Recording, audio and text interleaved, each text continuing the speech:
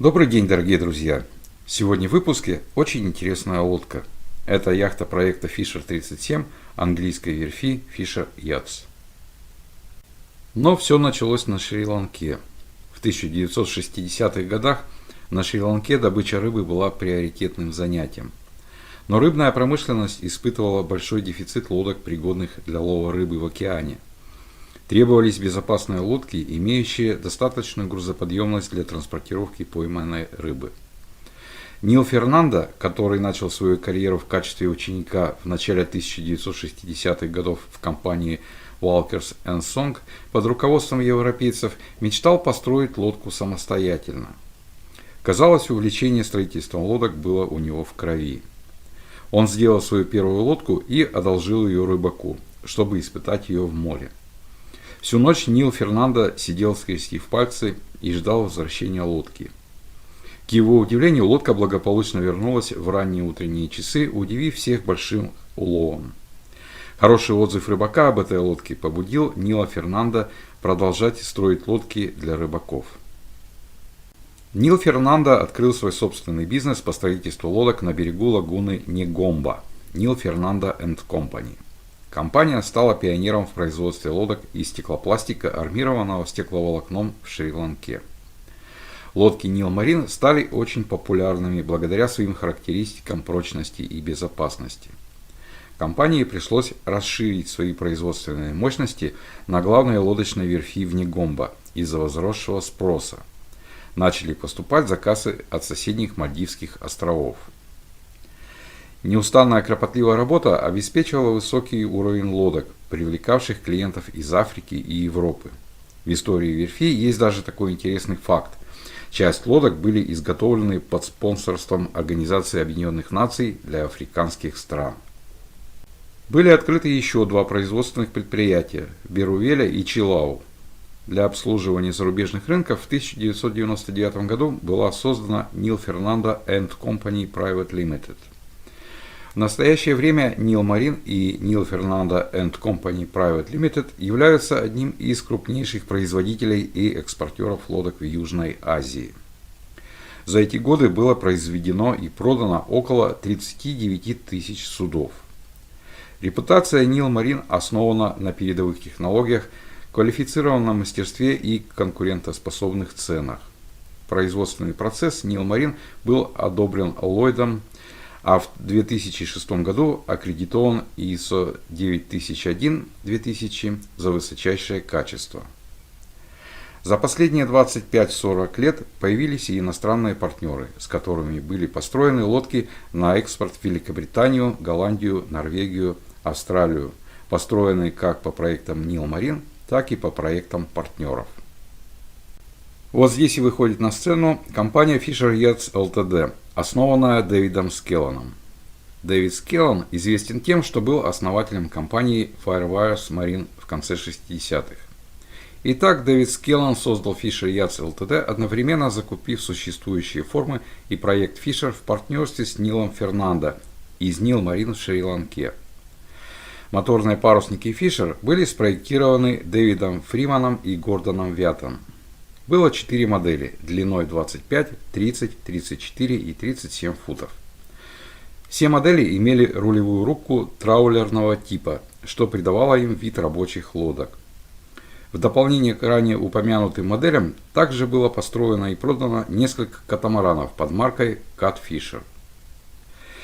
Начиная с 1970-х годов было построено более 1000 лодок проекта Fisher.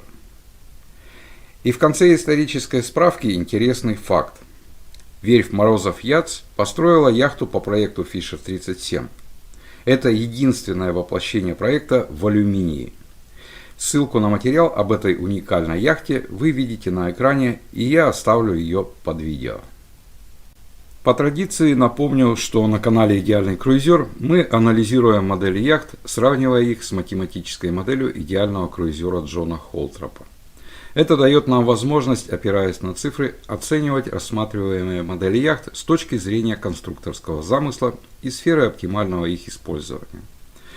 Джон Холтроп, морской инженер и конструктор, на основании анализа более 400 проектов известных яхтенных конструкторов составил так называемый эталонный проект крейсерской яхты, который мы и будем использовать в качестве эталона. В эталон также вошли показатели, предложенные Яхтенным гоночным союзом США и Обществом морских инженеров СНЭЙМ. Итак, Fisher 37. Дизайн Дэвид Фриман и Гордон Вяд. Материал корпуса Fiberglass. Данная модель выпускалась с 1973 года и было выпущено 140 лодок. Тип парусного вооружения – кетч или шлюп. Тип киля – long keel. Чугунный балласт инкапсулирован внутри киля, который является единой конструкцией с корпусом лодки. Палуба соединена с корпусом и прикручена болтами по всему корпусу к стыку палубы. Переборки приклеены к палубе, в результате чего получается прочная единая конструкция. У лодки скругленная корма. Характерной особенностью модели является наличие полноценной закрытой рубки траулерного типа. У шлюпа дверь рубки двухстворчатая, а у кетч-версии дверь раздвижная. Все люки и иллюминаторы изготовлены из анодированного алюминиевого сплава с закаленным стеклом. Палуба покрыта тиком. Встречаются экземпляры без тикового покрытия. Лодка имеет уникальный дизайн фальшборта из тикового дерева. Все внутренние столярные изделия выполнены из массива цейлонского тика и шпанированной тиковой фанеры. Поверхность столешницы камбуза и туалета выполнена из гранита. Центральное место рулевого управления с главной приборной панелью находится в рулевой рубке. Привод руля гидравлический. В кокпите есть пост для установки румпеля аварийного управления. Вся подводная арматура, кроме гребного вала и баллера руля, выполнена из бронзы. Количество сквозных фитингов сведены к минимуму за счет слива всех сточных вод в центральный небольшой отстойник для серых вод, откуда они перекачиваются за борт электрическим трюмным насосом. Двигатель Янмар 4-цилиндровый с турбонаддувом мощностью 110 лошадиных сил. Емкости. Объем бака для воды 2 бака общей емкостью 454 литра. Объем топливного бака 1 бак 454 литра. Лодка оборудована душем.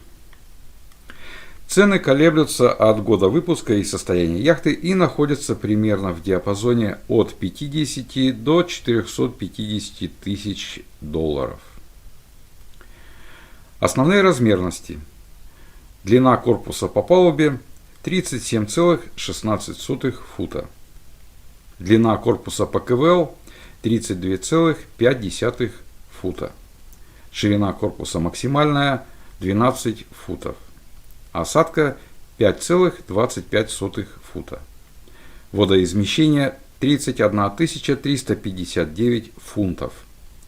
Площадь парусности 790 квадратных футов.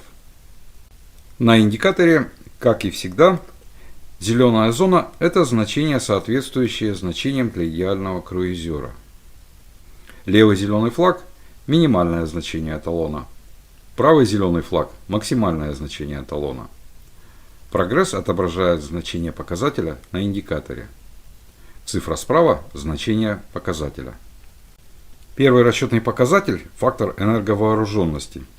Чем легче судно и чем больше площадь парусности, тем выше этот показатель. Показатель не зависит от длины корпуса. Для Fisher 37 значение фактора энерговооруженности равно 12,76. Значение меньше, чем у эталона. Добавим плюс к условному комфорту. Следующий показатель – фактор водоизмещения. По своей сути показывает отношение водоизмещения к длине яхты с учетом коэффициентов. Значение 407,82 существенно больше эталонного значения.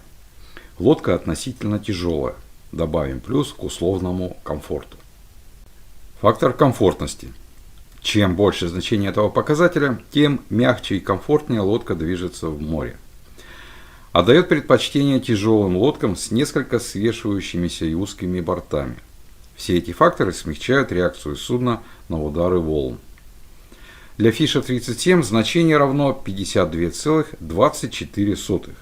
Это очень большое значение и лучше, чем у эталона. И это плюс к условному комфорту. Риск опрокидывания. Критическим считается значение 2 единицы. На индикаторе это значение помечено красным флажком. Значения меньше 2 считаются хорошими. В нашем случае значение равно 1,47. Значение просто замечательное и также лучше эталонного. Плюс к условному комфорту. Фактор балласта. Рассчитывается как отношение веса балласта к водоизмещению и является одним из показателей устойчивости. Значение 352 тысячных попадает в диапазон значений, характерных для круизных лодок. Добавим плюс к условному комфорту. Стройность корпуса. Рассчитывается как отношение максимальной длины корпуса к его ширине и характеризует относительную ширину корпуса. Чем меньше значение, тем корпус более относительно широкий. Для крейсеров более характерны умеренно стройные корпуса. Для Fisher 37 значение равно 3,1. Это значит, что корпус относительно широкий. Это плюс к условному комфорту. Проектная скорость корпуса. Для водоизмещающего судна зависит от длины корпуса по ватерлинии и обычно определяется как максимальная скорость, развиваемая водоизмещающим судном при разумной мощности в 2-3 лошадиные силы на тонну. В нашем случае скорость корпуса равна 7,64 узла. Это больше, чем у идеального круизера. Плюс к условному драйву. Фактор скорости. Для лодок со значительной парусностью и небольшим водоизмещением фактор скорости больше единицы. Для имеющих недостаточную площадь парусов или излишне тяжелых лодок он меньше единицы. Для Fisher 37 значение равно 0,972 тысячных. Это значительно меньше эталонных значений. Это плюс к условному комфорту. Момент инерции. Чем выше значение момента инерции, тем выше сопротивление раскачивающим усилиям. Момент инерции чувствителен к расстоянию элементов судна от центра тяжести. Для нашей лодки значение равно 1 миллион 956 263,41 фунтов на фут в квадрате. Довольно большое значение, намного больше эталонного. И это еще один плюс к условному комфорту. Период бортовой качки. Период качки зависит от момента инерции и обратно пропорционален остойчивости. То есть, чем остойчивее судно, тем меньше у него период качки. В нашем случае период равен 5,5 секунды. Значение больше эталонного. Добавим плюс к условному комфорту. Показатель остойчивости. Остойчивыми считаются лодки со значением до 1 единицы. Валкими со значением более 1,5 единиц. Значение 1,5 означает, что лодку еще можно считать умеренно валкой. Плюс к условному комфорту. Ускорение бортовой качки. Значение до 0,06 G – это значение, практически не оказывающее влияния на человека. Свыше 0,06 G считается нежелательным для крейсерских яхт. Свыше 0,1 G начинаются недомогания. Уровень свыше 0,18 G считается недопустимым. Для Fisher 37 значение ускорения бортовой качки равно 0,03 G. Это замечательное значение, не оказывающее влияния на человека. И это плюс к условному комфорту. Такие значения мы уже видели у тяжелых круизеров, таких как North Haven 56 MS, Diesel DAC 382, Formosa 51 и Trintella 5. Тяжелые круизеры – это неофициальный термин, я применил его для удобства. Если у идеального круизера мы видим баланс скорости и комфорта, то у тяжелых круизеров акцент сделан на более комфортное движение судна. И чаще всего за счет некоторого уменьшения скоростных характеристик. Итак, подведем итог по Fisher 37. Fisher 37 набирает 8,62 балла в рейтинге «Идеальный круизер». Шкала Comfort Drive почти вся зеленая, за исключением скорости корпуса. И в данном случае это скорее плюс. Еще раз посмотрим на показатели. Фактор энерговооруженности и фактор скорости значительно меньше эталона.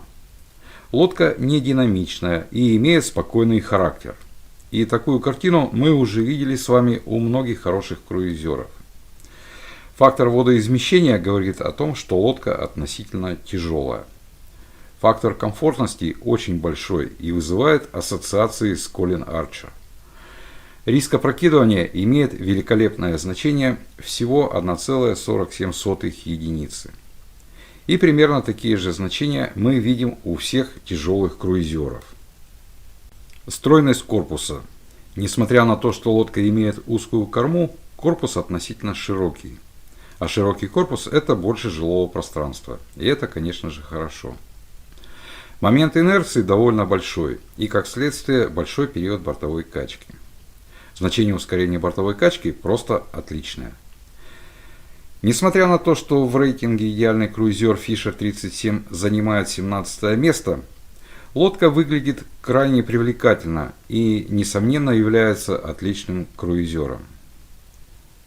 Хочу обратить ваше внимание на то, что данный рейтинг не говорит о том, что какая-то лодка хуже, а какая-то лучше.